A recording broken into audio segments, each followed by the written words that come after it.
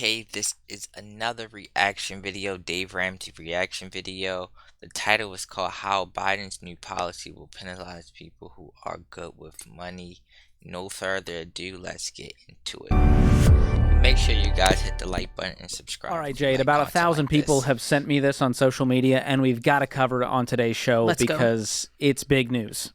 And not in a good way. Let me read you the first line from this Fox News article. A Biden administration rule is set to take effect that will force good credit home buyers to pay more for their mortgages to subsidize loans to higher risk borrowers.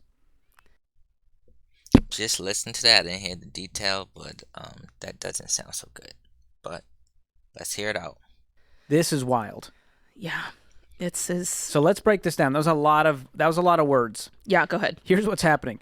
People that have been quote-unquote responsible, we don't love credit scores here, but people who have good credit scores, who are putting 15 to 20% down, doing the right thing, are now being dinged and having to pay more for their mortgages in order to help those who have bad credit scores and nothing down. No! Personally, I try to look at both sides. When you make policy like this, I do think it's very dangerous because whenever you put policy in place that benefits individuals who may not have, individuals that may have a tendency of bad habits or maybe not being that financial responsible, and whenever you give people incentives or perks, that's typically when you can encourage bad behavior, and even though you're trying to help them, you can actually end up hurting them in the long run. But let's continue. That's the summary. No! And this is not spin. Like, we can go political all day because it is political, but from a financial perspective, this is insane. Purely, yes, my no is purely financial, by the way.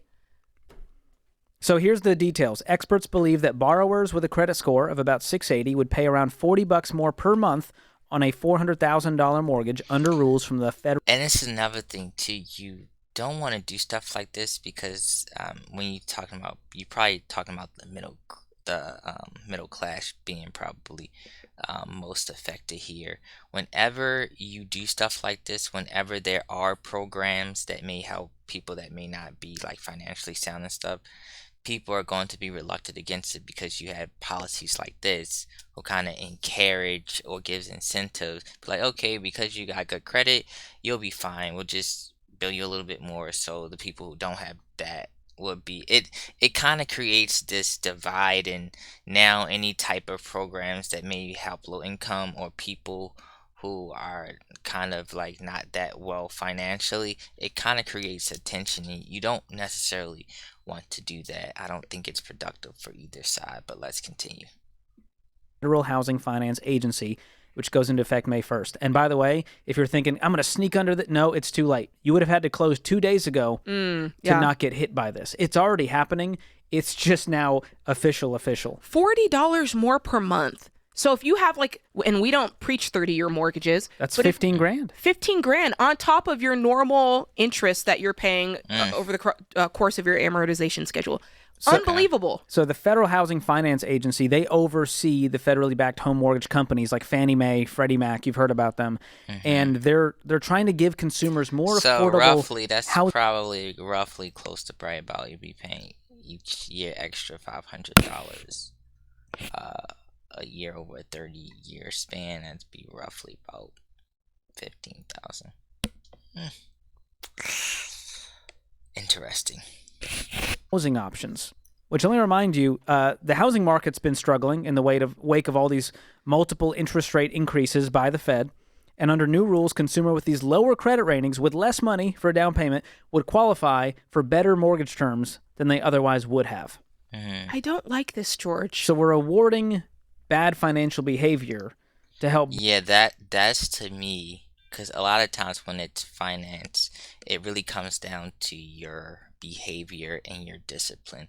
Those are the two major components, because a lot of times it's not necessarily about the amount of money you make and stuff, but it's about the habits, the discipline, and the mindset. So if you don't change or don't stop the habits and the mindset's the same, it's not really going to, when you look at the bigger scale thing, it's not really going to help them.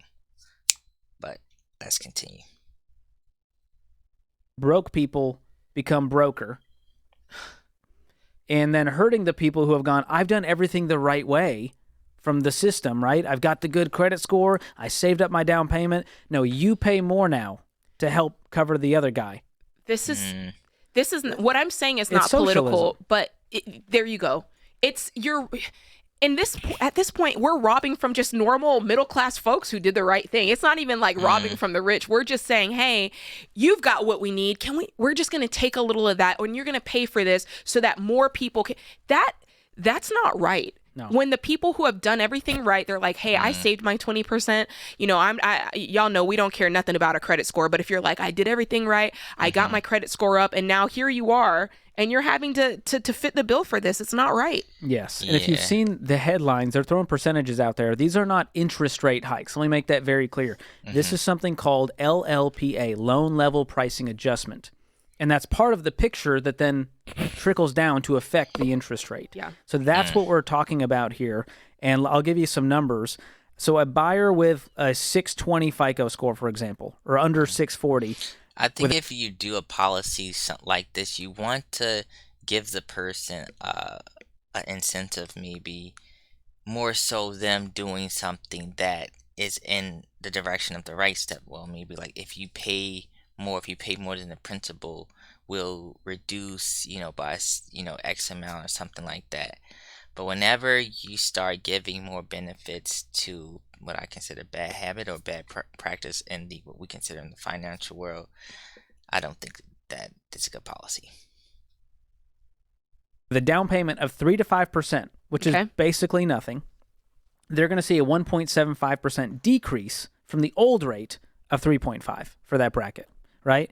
But if you've got a score of 720 to 759 and you've got 15 to 20% down, you get hit the hardest with a 0.75 increase from the old fee of 0.25.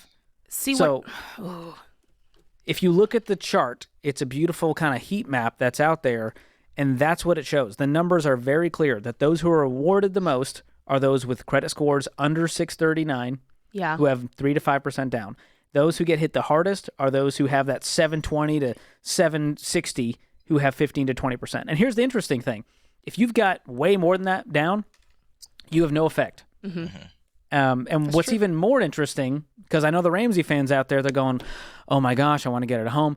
You don't have to worry if you follow our advice. Because guess what? This only affects loans greater than 15 years. And if you've been listening to the show for 15 seconds, you know that we only recommend 15-year fixed-rate conventional loans. That's it. So you can sleep at night if you're a Ramsey fan. I love that. You can just sit back, be a spectator. But can I just say, I hate this because I'm sure the intent behind this is to level the playing field, to reduce that gap of folks who feel like they're at a disadvantage to purchase a home or have the opportunity to purchase a home. Right. But I'm like, every playing field doesn't have to get leveled, George.